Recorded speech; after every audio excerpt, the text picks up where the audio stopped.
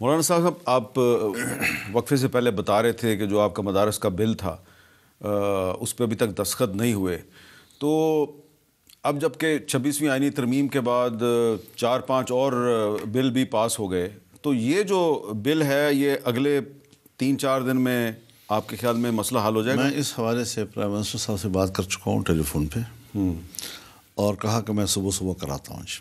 اس کے بھی تقریباً 10 دن ہو گئے ہیں جی، یا 12 دن ہو گئے ہوں گے جی. ابھی 2-3 دن ہوئے میں نے بلاول بھٹو سے بات کی ہے کہ بھائی اپنے والد صاحب سے اس کا تذکرہ کرو، کیونکہ اب تو پاکستان وہ واپس آ گئے ہیں، اللہ تعالیٰ ان کو صحت دے دے. تو انہوں نے کہا جی مجھے میرے علم میں نہیں ہے کہ جیسا ابھی تک نہیں ہوئے تو ضروری ہے پھر تو میں پیچھا کرتا ہوں. اس کا بھی ابھی تک جواب نہیں آیا، لیکن 2 دنوں میں بات ہوئی ان سے. تو محسن نقوی صاحب سے بھی تو آپ نے بات کی؟ محسن نقوی صاحب سے بھی بات کی ہے، وہ بھی آج رات نہیں کل رات آئے تھے یہاں، اور ان کو نوٹس میں نے ساری تفصیل بتائی. میں یقیناً اس بارے میں ایک حجت پوری کرنا چاہتا ہوں تاکہ جو معاملات 1 مہینے تک شدید دباؤ کے باوجود مذاکرات کے ذریعے حل ہوئے، اب بھی اگر کوئی چیز تھوڑی سی باقی ہے یا کہیں ایک جہت سے کچھ خلا ہے، وہ بھی ہم باہمی اعتماد کے ساتھ ہی پورا کر سکیں. اچھا، آپ نے جو ذکر کیا کہ شاید باہر سے کسی نے اس کو رکوایا ہوا ہے، تو آج کل تو یہ جو حکومت ہے، شہباز شریف صاحب کے جو وزراء ہیں، یہ تو بڑی کھل کر امریکہ پر، برطانیہ پہ تنقید کر رہے ہیں. وہ کہہ رہے ہیں جی کہ دیکھیں یہ پاکستان کے اندرونی معاملات میں مداخلت کرتے ہیں، یہ کہتے ہیں جی انسانی حقوق کی خلاف ورزیاں ہو رہی ہیں. صرف اس بات پر بیرونی مداخلت ہو جاتی ہے جہاں کوئی ایسی بات آئے جو پی ٹی آئی کے حق میں جائے. اچھا، تو امریکہ سے اگر کوئی یا اس کے پارلیمنٹ سے کوئی ایسی خبر آتی ہے کہ جو پی ٹی آئی کے حق میں جاتی ہے، صرف وہی مداخلت ہے پاکستان کے معاملات میں، باقی نہیں ہے. تو یہ جو آپ کا جو مدارس کا بل ہے، آپ کو یقین ہے کہ اس پہ دستخط اس لیے نہیں ہو رہے کہ کہیں باہر سے گڑبڑ ہے؟ یہ ایک احتمال ہے، بہت دور کا احتمال ہے، میں بھی اس پر کوئی انفسائز نہیں کر رہا ہوں. اچھا، آپ پھر یہ بتائیں کہ یہ جو 24 نومبر کو تحریک انصاف والوں نے اسلام آباد میں ایک احتجاج کی کال دی ہوئی ہے، اس کے بارے میں آپ کا کیا خیال ہے؟ یہ مناسب وقت ہے؟ میرا خیال تو مناسب نہیں ہے جی. اچھا. اور پھر یہ ہے کہ مسلسل ہوئے ہیں، اس سے اس کی وہ امیج گر جاتا ہے، اس کی وہ اہمیت گر جاتی ہے. ہاتھ ڈالو پکا ڈالو.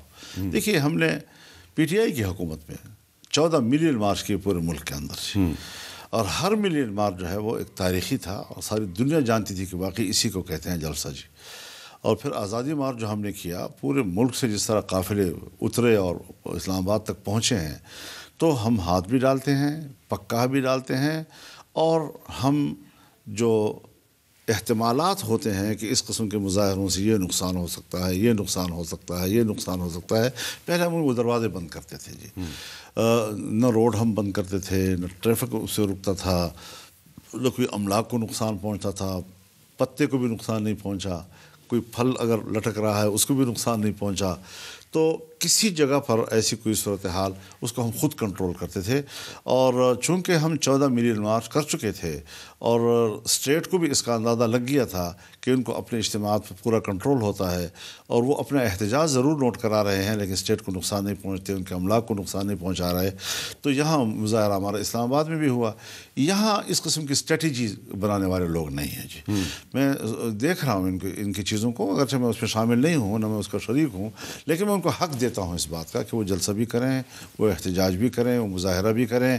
لیکن جس انداز کے ساتھ ایکسپوز ہوتے جا رہے ہیں وہ اچھی بات نہیں ہے. اس کا میں سمجھتا ہوں کہ اس میں ان کی حکمت عملی مکمل نہیں ہے. بہت سے تحریک انصاف کے رہنما جو ہیں وہ آپ کے پاس مستقل آتے جاتے ہیں، بلکہ تو ان کی تو نیازمندی جو ہے اس کو دیکھ کر تو میں کبھی کبھی پریشان بھی ہو جاتا ہوں کہ اتنی زیادہ وہ آپ کے ساتھ نیازمندی کا مظاہرہ کرتے ہیں. آپ ان کو یہ سمجھاتے نہیں جو بات آپ مجھے بتا رہے ہیں ابھی؟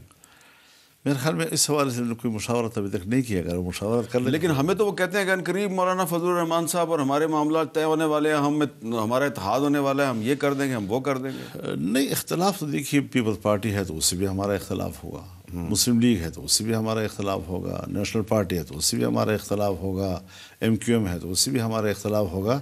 لیکن تلخی نہیں ہے. ہم ایک دوسرے سے ملنا جلنا، PTI کے ساتھ تلخی تھی.